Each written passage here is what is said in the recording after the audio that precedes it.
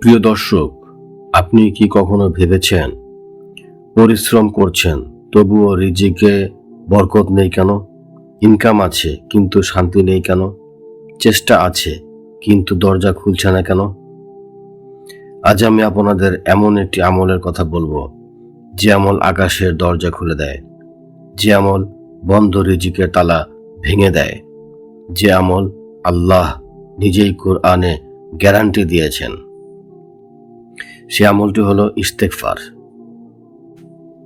কুরআনের প্রমাণ।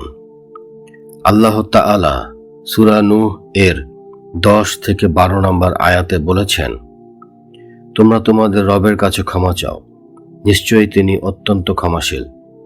তিনি আকাশ থেকে তোমাদের জন্য প্রচুর বৃষ্টি বর্ষণ করবেন, তোমাদের ধন সম্পদ ও সন্তান বৃদ্ধি করবেন এবং তোমাদের জন্য বাগান ও নদী প্রবাহিত করবেন।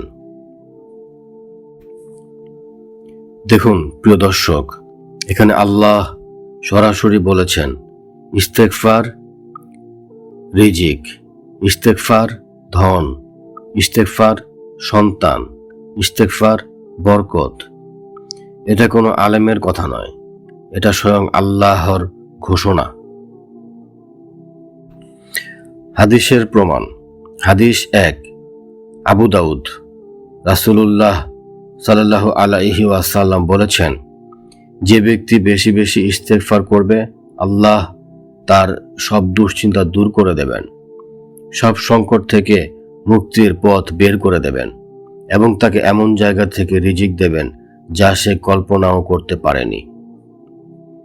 আপনি হয়তো ভাবছেন, আমার তো আয়ের রাস্তা সীমিত, কিন্তু আল্লাহ বলেন, তুমি জানো না, আমি জানি।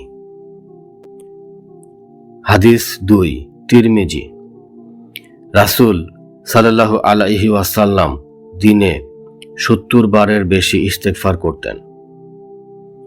যিনি নিষ্পাপ, যিনি জান্নাতের সুসংবাদ প্রাপ্ত, তিনি যদি এত ইস্তেগফার করেন, তাহলে আমরা কেন পিছিয়ে থাকব?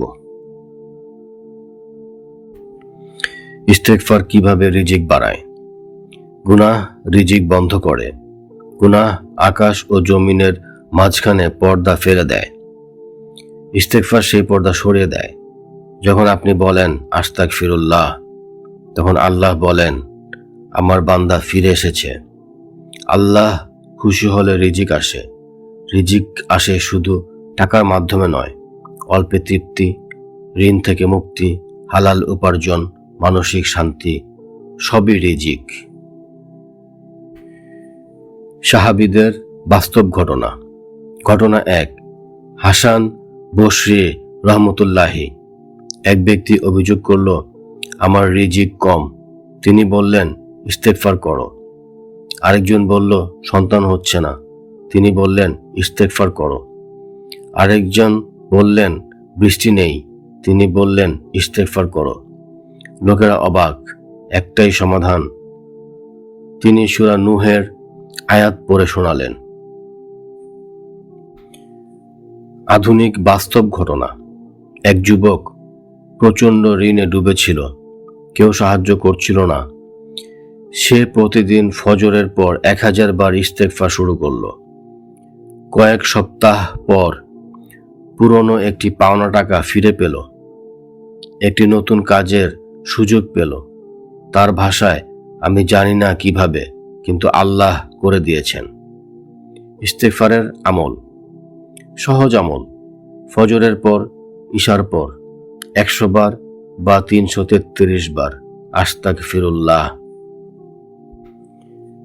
চাইলে এভাবেও পড়তে পারেন, আস্তাগফিরুল্লাহাল্লাযী লা ইলাহা ইল্লা হুয়াল হাইয়ুল কাইয়ুম ওয়া আতুবু ইলাইহি। নিয়ত, হে আল্লাহ, আমি তোমার কাছে ফিরে এসেছি। প্রিয় দর্শক, রিজিক মানে শুধু টাকা না। রিজিক মানে শান্তি, সুস্থতা, সম্মান, তৃপ্তি। আজ থেকে ইস্তেগফারকে অভ্যাস বানান। অভ্যাস নয়, জীবন বানান। আল্লাহ কখনো খালি হাতে ফেরান না। যদি এই ভিডিওটি আপনার ভালো লেগে থাকে, তাহলে লাইক দিন, কমেন্টে লিখুন আস্তাগফিরুল্লাহ। আর চ্যানেলটি সাবস্ক্রাইব করুন।